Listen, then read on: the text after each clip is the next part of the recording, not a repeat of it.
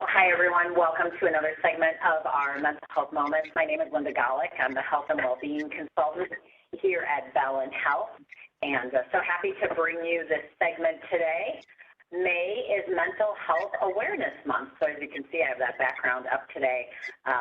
We are really prioritizing bringing attention to mental health, and of course, this segment does that all the time, but it's always a good reminder how important mental health is. So today we are focusing on the topic of perfectionism, and to help us with that discussion, we have special guest, Alli Spitzer. Alli is a graduate of Algoma High School, and she is a current PT student at Carroll College. So Alli, welcome. Thank you. Hi, everybody. And as always, we have our behavioral health therapist, Charles Latour. How are you doing today, Charles? Good, thank you, Linda. How are you doing? Doing well, doing well. It's gorgeous outside. So if you can, everyone, put this on your phone and take a walk while you're listening, because it's beautiful. So it is Mental Health Awareness Month. We wanted to talk a little bit about perfectionism and how that can affect people. And so, Charles, I will let you start that discussion. Sure. Yeah, it's a really interesting, the topic I think we have is great because there's so many tie-ins to mental health, and an indicator that something that impacts us doesn't necessarily have to be in and of itself diagnostic. There's perfectionism isn't like a DSM diagnostic area, although it could be, and we'll talk about that in a little bit. But it's also interesting in the sense that how we even think of it. There's the dynamic in which people typically are asked in a job interview, what's a weakness? And people will use this in a way of, well, I'm perfectionistic. And it doesn't necessarily seem so much a weakness for someone to be perfectionistic. So it has this element of what we would call something really healthy and helpful and something we even strive to be. But as we talk, you'll see it can sometimes be not quite so helpful. So taking a look at it, even to begin with, what is it? It's in its possibly truest form, a set of self-defeating thought patterns that push us to look at trying to reach unrealistic goals, which people falsely believe to be attainable. So this perfectionistic thing that we know of, maybe nothing's that we do might be perfect, and we're not perfect, because I ask people all the time who struggle with this, are you perfect? No, but you expect yourself to be perfect. And that disconnect in and of itself can be uncomfortable. But there's really three ways that we could look at perfectionism. The first one, as you can see on the slide, is self-oriented perfectionism, when someone demands perfection from themselves, when this is this internal type of perfectionistic streak that we have that is kind of in the realm of, I'm driving this. So sometimes it's born out of the feeling that I've maybe been imperfect, or I can't let go of something that I did that was problematic. So I try to overcompensate by being perfect. If for some reason I feel imperfect on the inside, I try to be perfect on the outside. So, and there's the other oriented perfectionism, the perfectionism where someone is demanding perfection from other people. Some of you may know of supervisors who have functioned this way. There's many people that we know of in society, from reports of their leadership. One in particular, I won't name any names, but people may think of as, this person was notorious for, you didn't even want to be in an elevator with this person, because by the time you got to if you went on at the first floor, by the time you got off on the third, you might be fired because of this person's notorious high expectations of perfection from everybody. Probably the one we think of most, maybe we could think of it in terms of classical perfectionism, is the self-oriented, but this other one, socially prescribed perfection, is where the person feels pressure from other people to be perfect.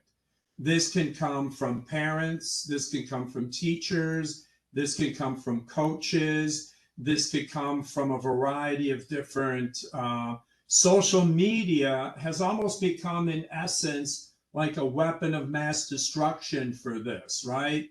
The need to have this perfectly curated and presented life, and that when we're living in our backstory of life, but we're seeing these perfectly curated highlight reel of other people's lives, this alone is one of the primary factors in why I think we see more and more and more of this perfectionistic streak in people. So I want to talk about this in another direction as well. And if we could go to the next slide, there's an interesting way that we could look at it. And it's in the realm of something that might be adaptive and something that might be maladaptive. And the adaptive part might be somewhat easy for people to really tap into, because when I meet with and work with people who seem to struggle with their perfectionism, they tend to not want to let go of it. Even if they can rationalize that it isn't helping me, the adaptive part, the part that does work, is what they're holding on to. So if you can see from the slide, the adaptive perfectionist wants to develop their skills continually, getting better. You've maybe heard me use this phrase along the way, particularly in athletics, but even in the game of life. We're either winning or learning, or preferably both. The adaptive style perfectionist is always wanting to get better, continually to improve. Standards are always rising, and they approach work with optimism, sports, other areas of life with pleasure, a desire to consistently improve. We could all probably think that that's a healthy way of approaching life and approaching life with getting better.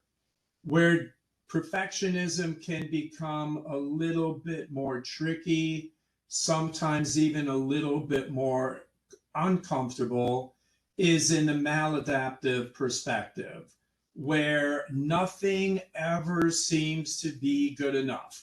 Nothing's enough. I'm not thin enough. I'm not smart enough. I'm not fast enough. I don't drive the costly enough car. I don't get the good grades. I haven't hit enough home runs. I haven't struck out enough batters. Whatever it is, it seems like nothing is ever enough.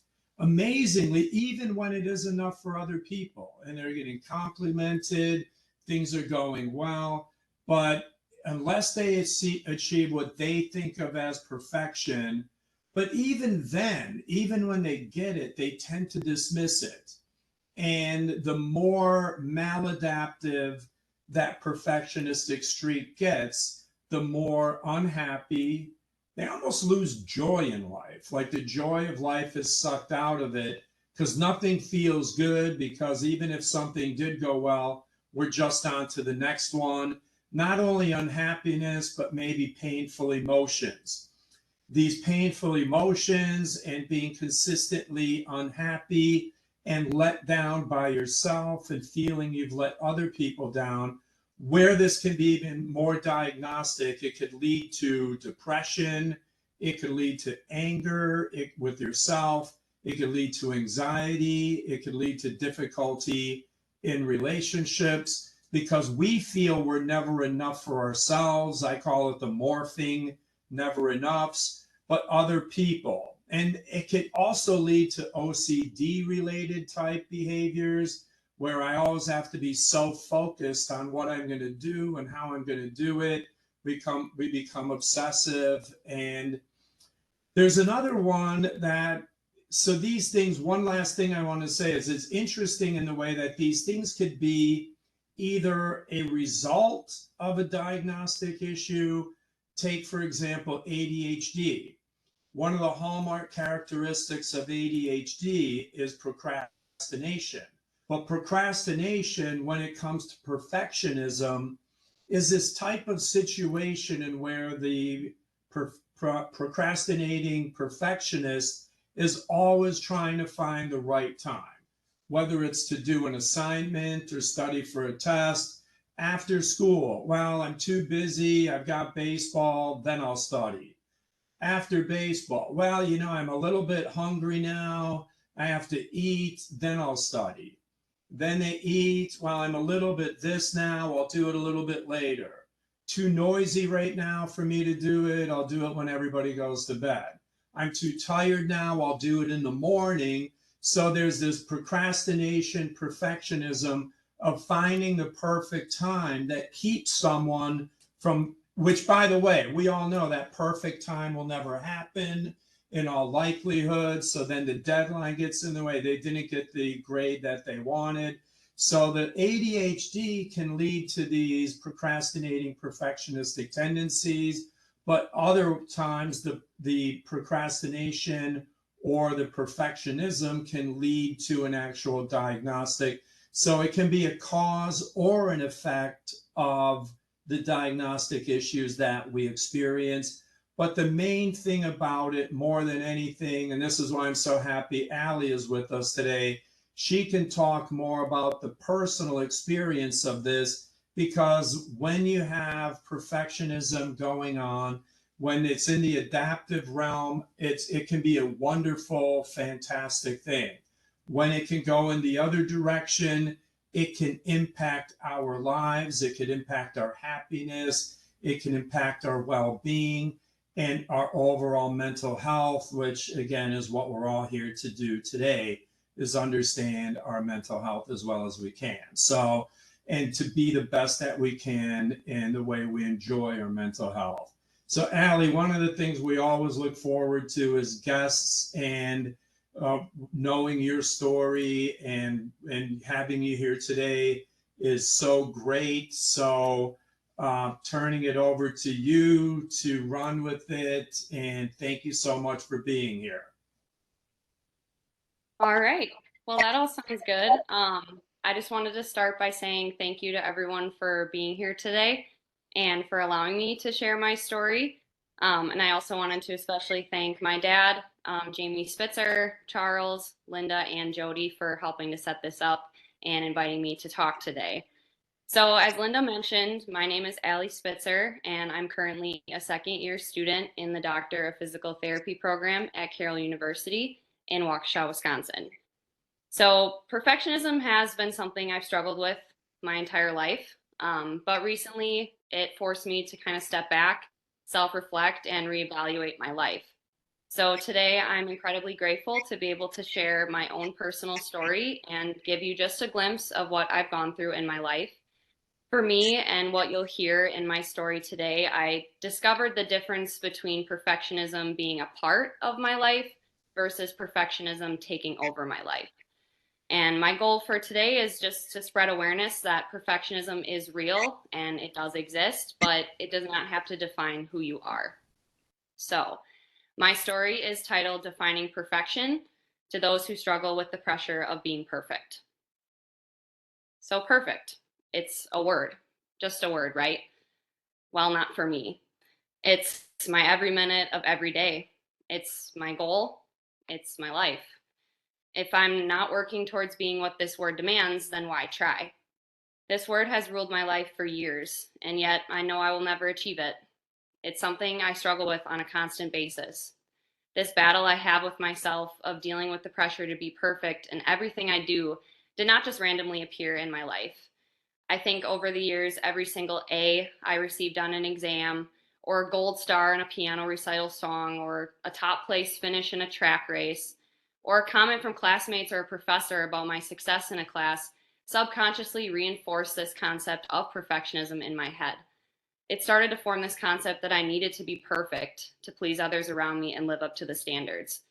I needed to do everything in my power not to make mistakes or let others see me fail. Otherwise, this image of perfection would shatter at an instant, and I would not be able to live with myself if I let that happen.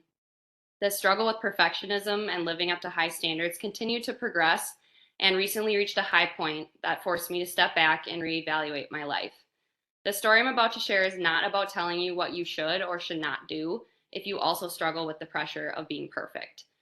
Rather, we all have the power to write our own story and deal with our struggles as we choose, but I'm here to let you know that you shouldn't have to do it alone. So, in the fall of 2021, I started my first semester in the Doctor of Physical Therapy program at Carroll University. I had already completed my undergraduate degree, which consisted of a major in exercise science and a minor in psychology. My undergrad experience consisted of classes 5 days a week, cross country or track practice 5 nights a week, meets every Saturday, club meetings once a week, and catching up on homework and studying during the weekends. To say the least, I was busy, but I loved it. I was genuinely happy with my schedule and all the responsibilities and obligations that came along with it.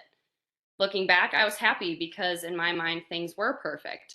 I had straight A's in all my classes. I was the top mid-distance runner on the track team, an 11-time all-conference athlete, and a record holder with some of my best friends.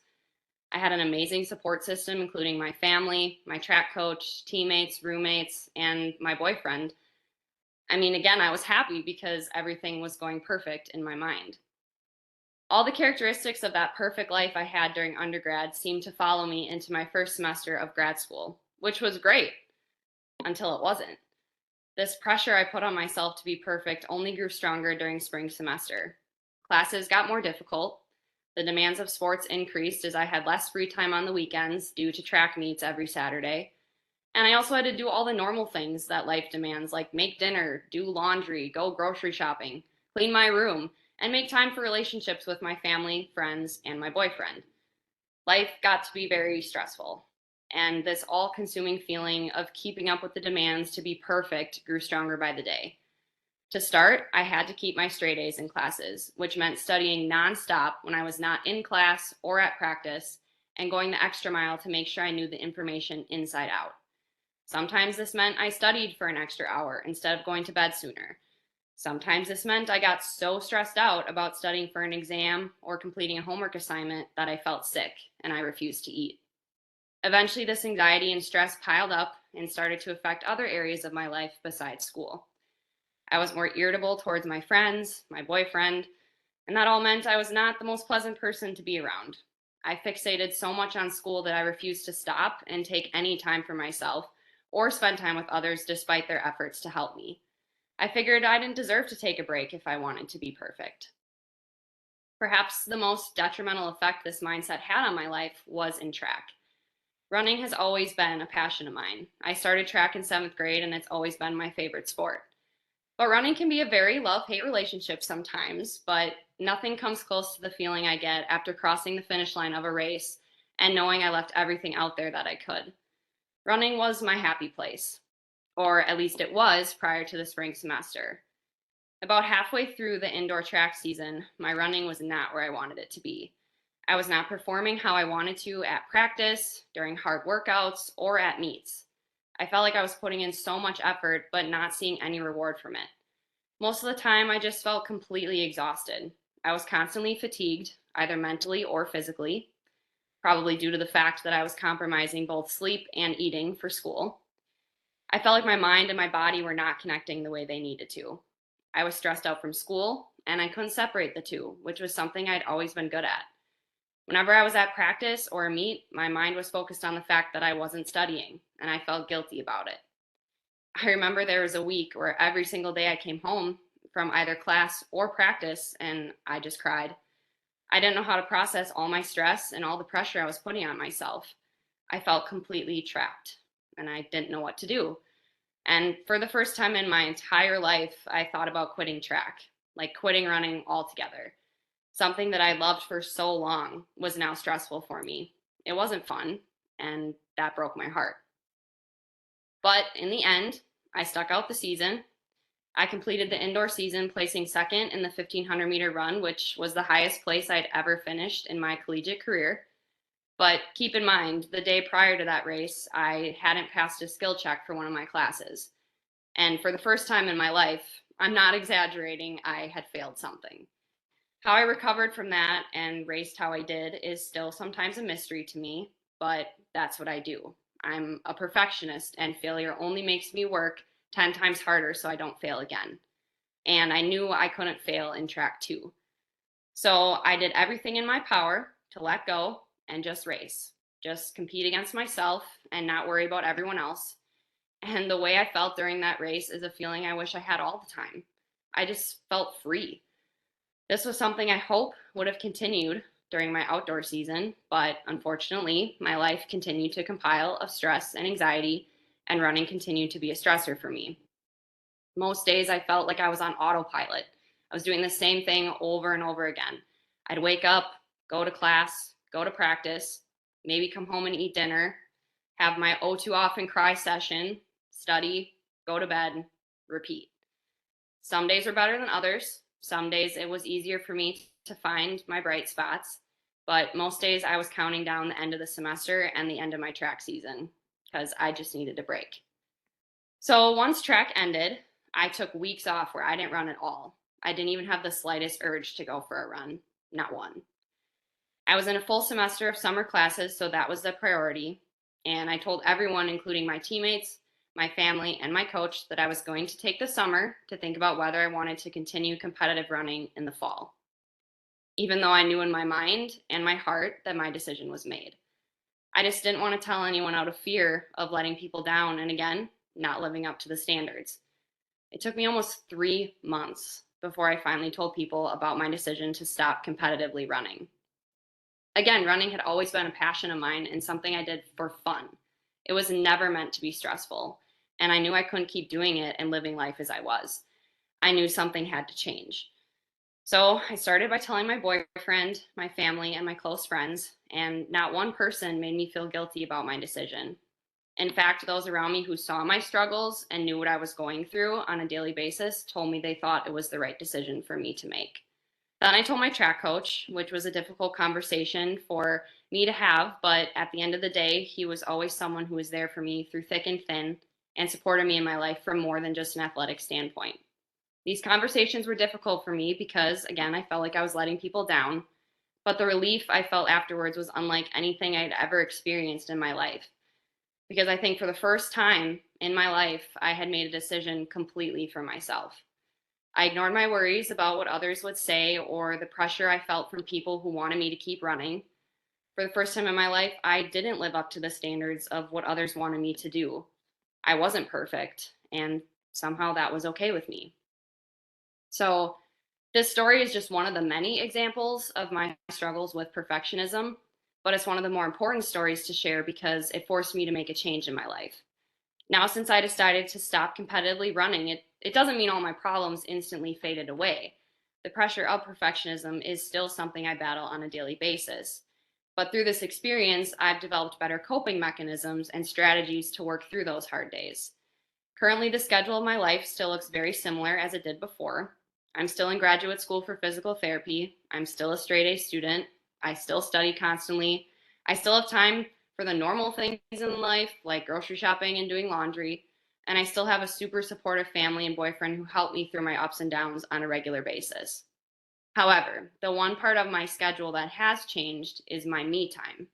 Over the last couple months, I've slowly allowed more and more time for myself within my daily schedule.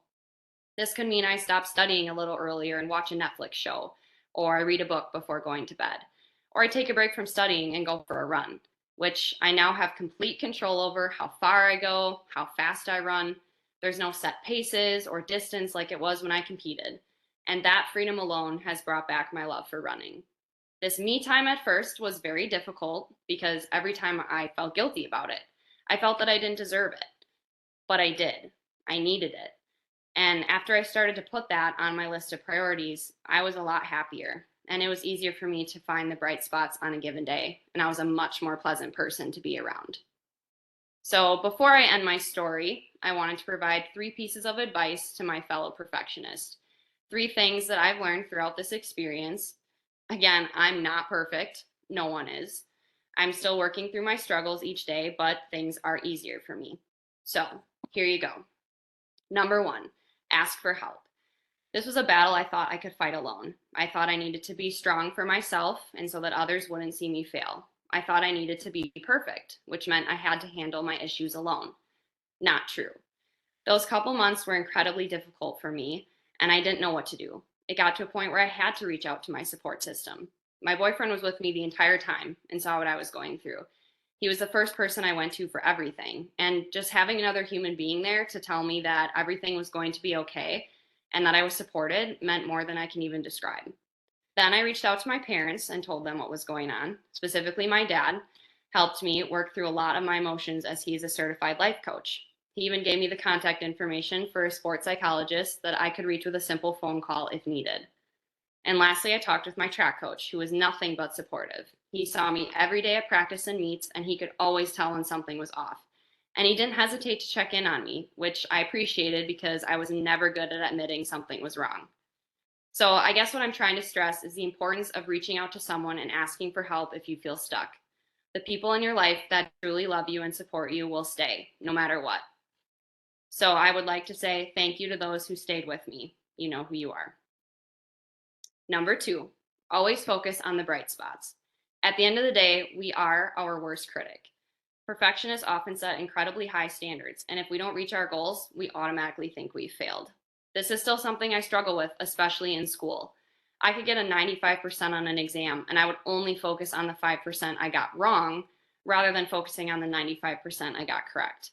Over the last couple months, I've really tried to focus on what I'm doing well and what is going right. Again, I'm not perfect with this, but when I find myself super stressed out about something, I shift my mindset to focus on the good, to focus on the bright spots, as I like to call them. The more that I focus on staying positive and reminding myself of everything that is going well in my mind, the easier it is for me to ignore the negative thoughts and fears that like to creep in. This skill is still something I'm trying to master, and it will take some practice, but I encourage you to try it. When you find yourself focusing on something negative, find the bright spot. Even if it's the feeling of a warm, sunny day, or a compliment from a stranger, or a much needed hug from a loved one. Cherish those moments and hold on to them for when you need them most. And lastly, number 3, focus on what you can control. Much of my stress and anxiety stemmed from the fact that I'm a futuristic thinker, and so I constantly am worrying about the next thing. What grade am I going to get on an exam or skill check? Or how would I place in the conference track meet if I took one day off from running? I was always trying to predict the results of my actions, and of course, always expecting the worst to happen. I figured it would be best to assume the worst so I could be mentally prepared, right? Wrong. This only added stress to my life, which I didn't need. Most things I worried about were completely out of my control, so why spend time worrying about them if I can't do anything in my power to change the outcome? This is a concept my dad has really stressed to me and something I continue to work on each day. Only focus on what you can control. And often that means focusing more on the present day and taking things one step at a time. Don't get caught up in futuristic thinking or trying to predict your life based on the choices you make. About 80% of the things we worry about never happen anyway, so why spend the extra mental energy on them? Rather, channel your energy to focus on the present and what you can control. So there you have it. There's my story. It had its highs and its lows, but that's life, right? I just wanted to say thank you all again for listening, and I hope you're able to find at least one positive takeaway to try in your own life. And to my fellow perfectionists, keep going.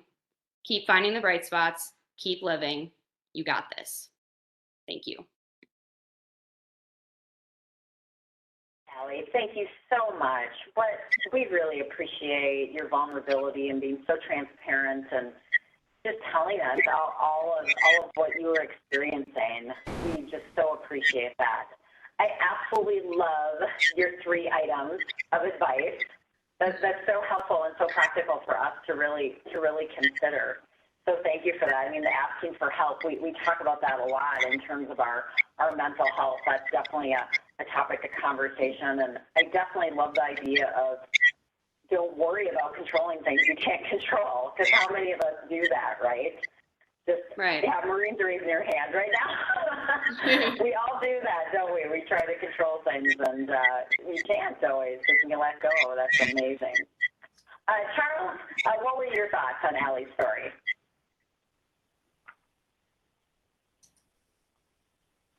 Want to make sure I'm not, do we have mute off?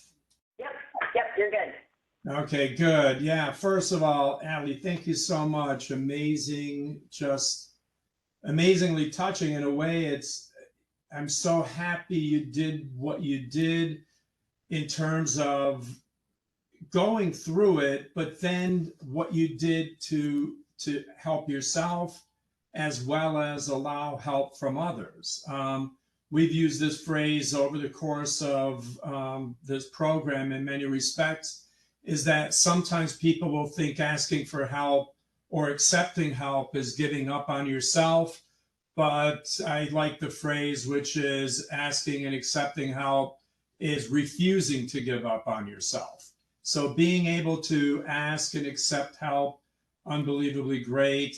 The other thing is that I always like this phrase, which is control the controllables and let go of the uncontrollables. For you to get there in that process, especially someone who struggled with the experience of perfectionism, as you had seen, part of what is so mentally exhausting about perfectionism is trying to control every single last thing, every single last grade, every single last outcome. And part of the work of getting there to the place where you have got is being able to say, what I can't control, I'm going to almost in a control way make sure I don't try to. And the things that I can, I'm going to be even more fiercely dedicated to controlling those. But even the way you kicked off those 3 personal tips that you have used, I think is maybe for most people, the most important one is that I am not perfect.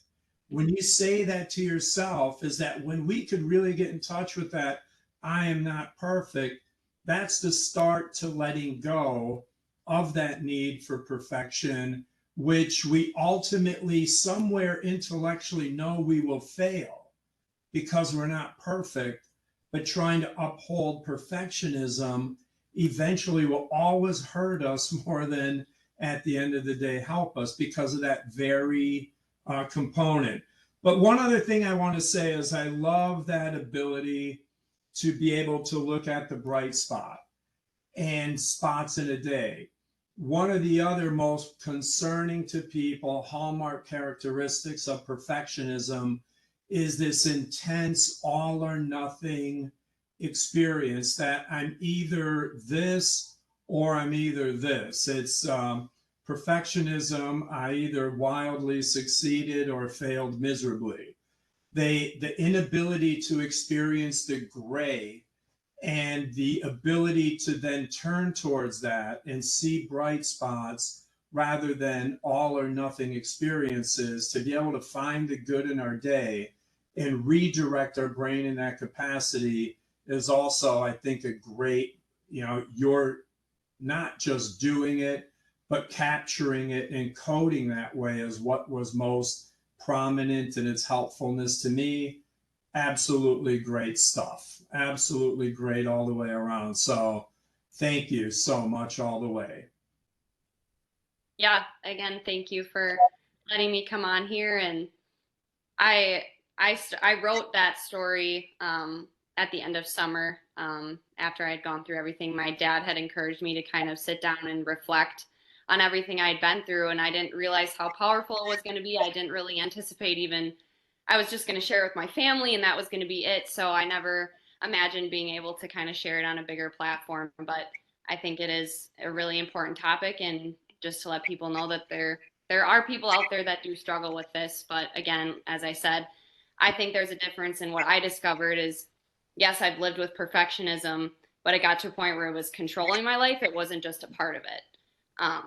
And now I've kind of reined it back in. Like I said, there's still moments in my life where I do struggle with it, and I have to look to those 3 pieces of advice and kind of reflect and remember on what I've gone through, but it doesn't have to define me. It doesn't have to define who you are. So, Yeah, yeah. I'm going to say one other thing, Alli, is that you had sent it to me a while back, and I had read it and was really, really touched by the reading experience of it. And I wasn't sure how, if it would be any different hearing you read it compared to reading it myself, but it took on a whole new and different intensity in the reading it experience. So I'm glad that I got to read it earlier on, but hearing it even had a different level of power to it. So again, thank you. Absolutely. Alli, someone had commented in the chat, thank you for sharing, you're very brave. And I would really agree. It takes a lot to be able to, share a story like that and just know that you're helping others by doing that today. And so there's people on the call that may themselves or someone they know is struggling in that same way. So this is just so helpful to know that they're not alone. So Charles, I know we wanted to show a little bit then about what do we do? What do we do if we think we ourselves are struggling in this way? How do we know when it might be us or it might be someone that we care about? So I'll go ahead and share that slide for you. Yeah, so to me, I think some of what Alli captured, you'll even see in the essence of this, but the main thing from a treatment standpoint is to be able to stop that inner critic. I sometimes will, the inner critic that is the largest or loudest voice in our experience of perfectionism. I sometimes will tell people like, okay, if you were to have a supervisor or hire a consultant, would you want them to be always in your face and in your ear telling you how poorly you were doing? Would you want them micromanaging you, criticizing every single step that you take, every single move that you make, everything you did, telling you as far as you thought you would come, that you hadn't gone far enough, that if you had done this, that wasn't enough, that nothing you ever did was enough, and that they didn't trust you. They didn't think that you could do what you could do. Would you hire that supervisor or that life coach or whatever? And they say no. And I say, well, you've hired yourself to do that. Do you want to be the person that you wouldn't hire? That we could change that voice. We could change that inner critic. We could go from being able to see that it's not just wherever I've come, I don't look at how far I have to go. I look at how far I have now come. I don't have this voice of, yeah, but I have this voice of yes, and I have this ability to be able to say what I did is great. What am I still going to do? So when we want to overcome these harmful perfectionistic traits, it's being able to challenge our behaviors and our beliefs to, do I have to be perfect? Can I set more realistic goals? And there's this term in the psychological world, which is radical self-acceptance. Most perfectionists maybe ultimately would like to get there, but to be radically self-accepting when we're so radically critical is a large step. So maybe we could make at least one slight or small change. There's this great article that I read on it, and this struggling forever perfectionist had this, she was a psychologist, perfectionistic oriented person, and who loved to entertain and routinely had people over to her place. But it was always like the most stressful thing for her because everything had to be Martha Stewart and beyond type of perfect. And what she decided she would do was, I'm going to try to do just one thing that I could be okay with it not being perfect. and decided it would be maybe the food. So instead of having everything perfectly made and set up and done by the time everybody got there, and then she would serve it and everybody would say how great it is, she decided, you know what? When everybody comes, I'm just going to have us all do a couple things together. And rather than me having everything perfect before, and it turned out to be everybody, the feedback to her was, boy, you know, that was great. We had so much fun doing this all together. So it went from being this torture like perfectionistic march towards a get together to this fun, enjoyable thing that we all did together. So that one change that we could make to go from perfect to this is going to be okay.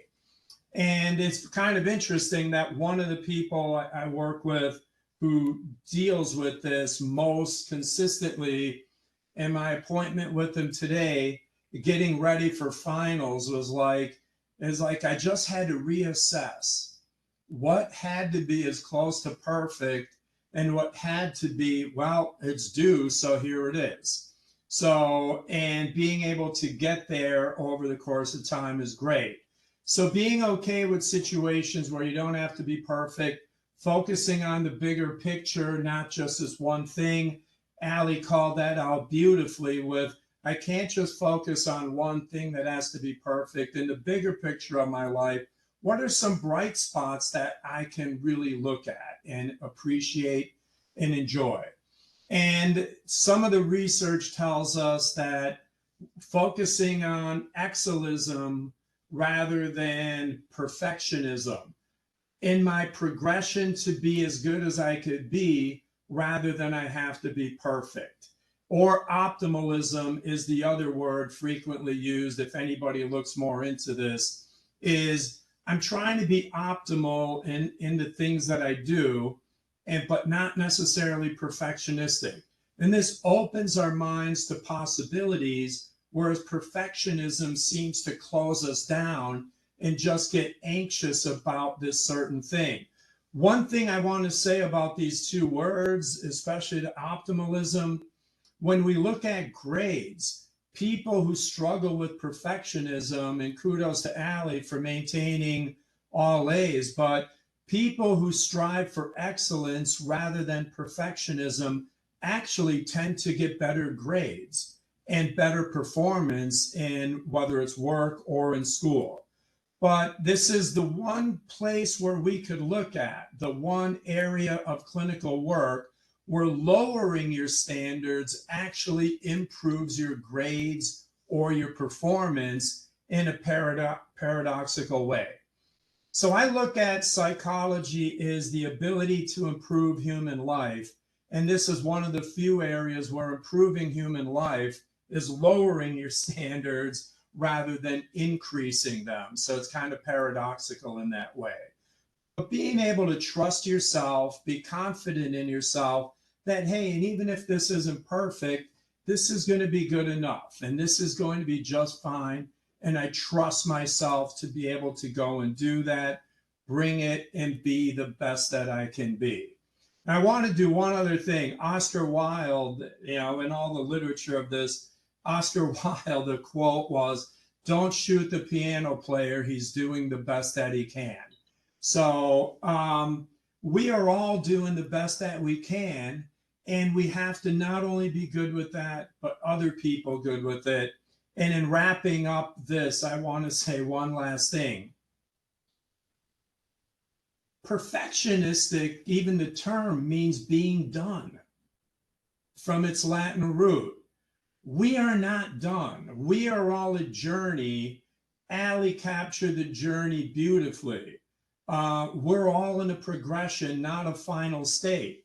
So helping letting go of that final state and being able to say, I'm on a journey, that alone would be helpful. And on that journey, maybe none of us are perfect, but we're all unique. And to me, unique is Y-O-U, not with the letter U. You're all unique and perfect in your own way because we are here. And each and every person Alli, Linda, everyone else on the call is a blessing. And if we could strive to be our best, optimal, and a blessing to everybody, that's the best that we could do, not perfectionism. So Alli, on that note, I want to say oftentimes we look at this program as being hopefully a beaming ray of sunshine of optimal health and living to people's lives. And the mega dose of it that you delivered today was amazing. So thank you for that story. And I do want to do one last call out, and that is to your dad for connecting us to begin with. So if you're on the call, thank you, Jamie, and thank you to everyone for your time today. Great information today, and Charles, thank you for emphasizing some of those things. I love the idea of we aren't finished yet. That's why we're not perfect. We're always going to continue to learn and improve and grow. So that's the exciting part of it. So Alli, thank you so much for being with us today and sharing everything. We really appreciate it. And Charles, as always, thank you so much for being our therapist that just keeps helping us improve and grow and get better. And thanks to everybody on the call for joining us today. So I hope everybody has a great rest of the day. Get out and enjoy the beautiful weather. Take care, everybody. Thank you.